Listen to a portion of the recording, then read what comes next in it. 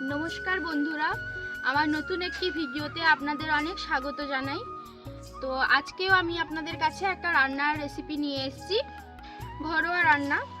আজকে আমি বানাবো ফুলকপি আলু দিয়ে মাছের পাতলা ঝোল। তো চলো পুরো ভিডিওটা দেখতে থাকো কিভাবে আমি রান্নাটা করি।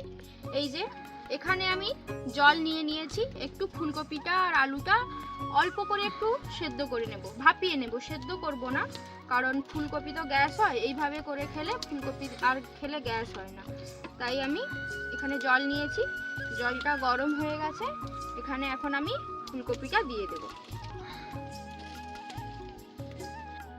তো দেখুন এখানে এটা ফুটে গেছে, এখন আমি এটা ঢেলে নেব।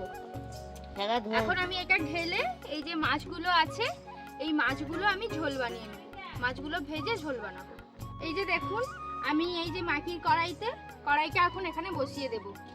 তো আপনারা নিশ্চয়ই দেখছেন যে আমি সব কিছু কিন্তু মাটির জিনিসেই করছি।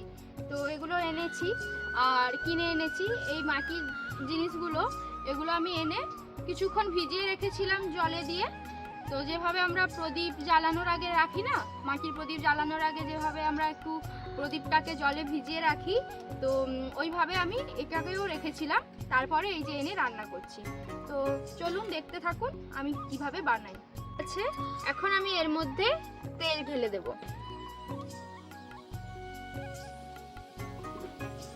এখন আমি তেলটা গরম হয়ে গেছে, কড়ার মধ্যে মাছটা তুলে দেব, দিয়ে মাছটা ভেজে নেব।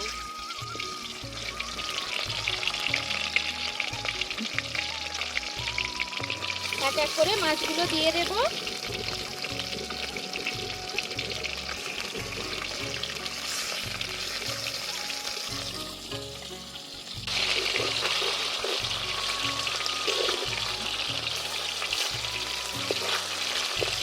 তো আমার এখানে মাছটা ভাজা হয়ে গেছে, এখন আমি তুলে নেব।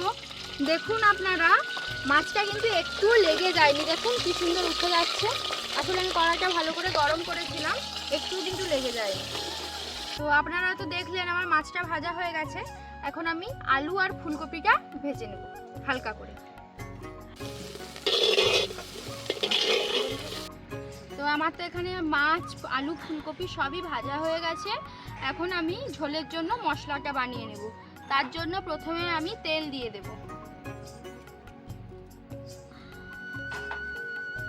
একটা শুকনো লঙ্কা ফোড়ন দিয়ে দেব।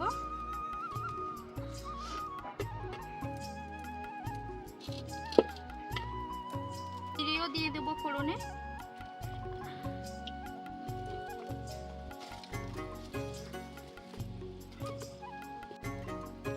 এর মধ্যে পেঁয়াজ কুচি দিয়ে দেব।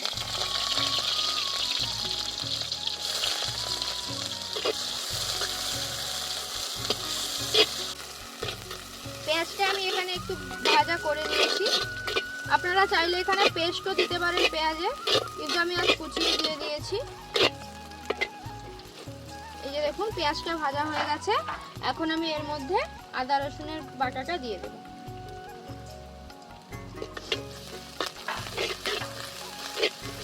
দিয়ে এটা একটু ভাজা ভাজা করে নেব।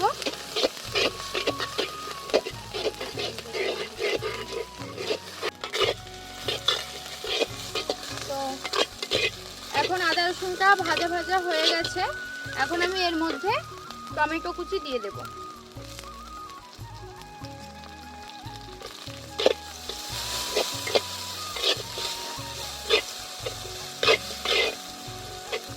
আর কি কি রেসিপি দেখতে চান আমাকে কমেন্ট করে জানাবেন, আমি আপনাদের বানিয়ে দেখাবো। আপনারা যদি কিছু দেখতে চান তো বলবেন। এখন আমি এর মধ্যে হলুদ গুঁড়ো দিয়ে দেব, গুঁড়ো মশলাগুলো যেগুলো হয় ওগুলো আমি দিয়ে দেব। হলুদ গুঁড়ো, লঙ্কা গুঁড়ো, ঝালটা আপনাদের পছন্দ মতো দেবেন, চাইলে কাঁচা লঙ্কাও ব্যবহার করতে পারেন, এতে আরো ভালো লাগে। তো এখন আমি একটু জল দিয়ে মশলাটাকে কষিয়ে নেব।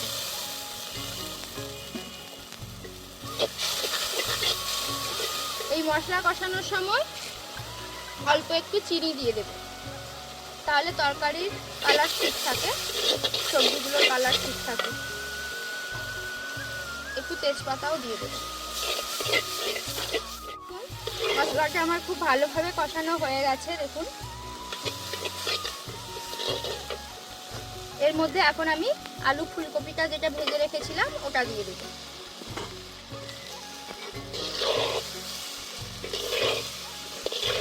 দিয়ে এর উপরে একটু লবণ দিয়ে দেব,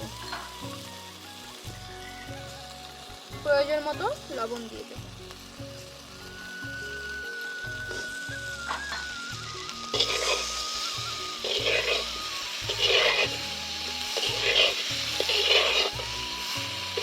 এখানে আলু ফুলকপিটা কষিয়ে নিয়েছি, কষানো হয়ে গেছে। এর মধ্যে এখন আমি জল দিয়ে দেব।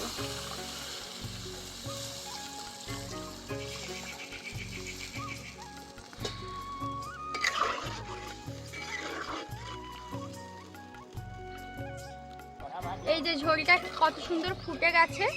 এখন আমি এর মধ্যে জিরে বাটাটা দিয়ে দেব। এই যে জিরে বাটা,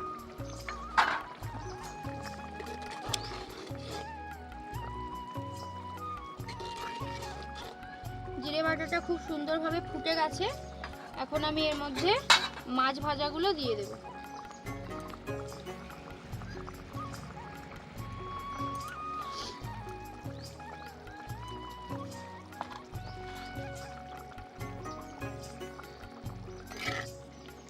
দিয়ে আর একটু ঢাকা দিয়ে ফুটিয়ে নেব। তারপর গরম মশলা দিয়ে নামিয়ে নিলে আমার ফুলকপি দিয়ে মাছের ঝোল একদম তৈরি হয়ে যাবে। তো বন্ধুরা, আপনাদের ভিডিওটি কেমন লাগলো অবশ্যই কমেন্ট করে জানাবেন। আর আমাদের ভিডিওটিকে অবশ্যই শেয়ার করবেন, লাইক করবেন, সাবস্ক্রাইব করবেন, আমাদেরকে সাপোর্ট করবেন। ধন্যবাদ।